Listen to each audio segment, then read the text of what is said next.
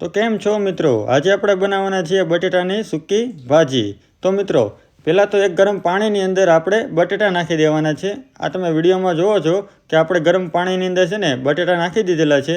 બટેટા બાફવા માટે આપણે છે ને પાણીની અંદર બટેટા નાખી અને ગરમ થવા દેવાના છે।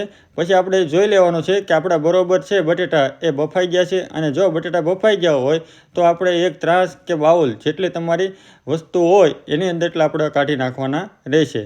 તો પછી મિત્રો આગળ વિડીયોની અંદર વધીએ તો આપણે બટેટા છે એ એક મોટા ત્રાસની અંદર કાઢી નાખવાના છે, કેમ કે આ વધારે માત્રાની અંદર આપણે સૂકી ભાજી બનાવવાની છે એટલા માટે આપણે એક મોટો ત્રાસ લઈ લીધો છે।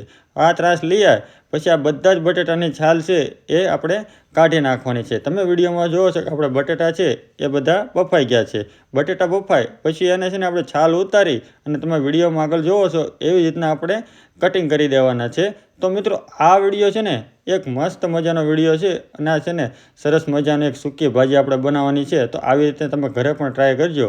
આપણે તમે જુઓ છો વિડીયોમાં બટેટા બફાઈ જાય એનું કટિંગ કરી લીધું। વિડીયોમાં આગળ વધીએ તો હવે આપણે છે ને આની અંદર આપણે વઘાર બનાવવા માટેનો મરચાં કટિંગ કરવાના છે। તો આપણે તો હવે મરચાંનું ઝીણું ઝીણું કટિંગ કરી દેવાનું છે। ત્યારબાદ મિત્રો હવે આપણે સૂકી ભાજીનો વઘાર તૈયાર કરવા માટે આપણે સૌથી પહેલાં તો તેલ ગરમ કરવા મૂકી દેવાનું છે। તેલ ગરમ થઈ જાય પછી આપણે એની ઉપર નાખી દેવાનું છે જીરું।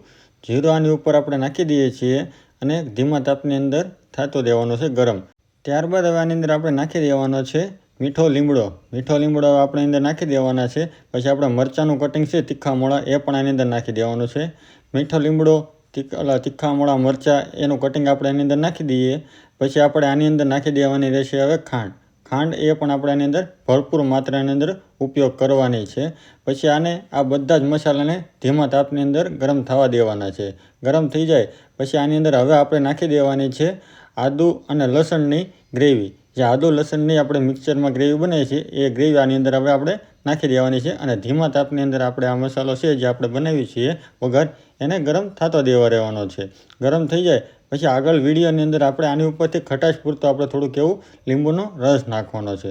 લીંબુનો રસ નાખીએ પછી એને ધીમા તાપની અંદર આપણે હવે આ હલાવતું રહેવાનું છે। ત્યારબાદ મિત્રો હવે આપણો આજે આખો સૂકી ભાજીનો વઘાર હતો એ આપણો બનીને તૈયાર થઈ ગયો છે।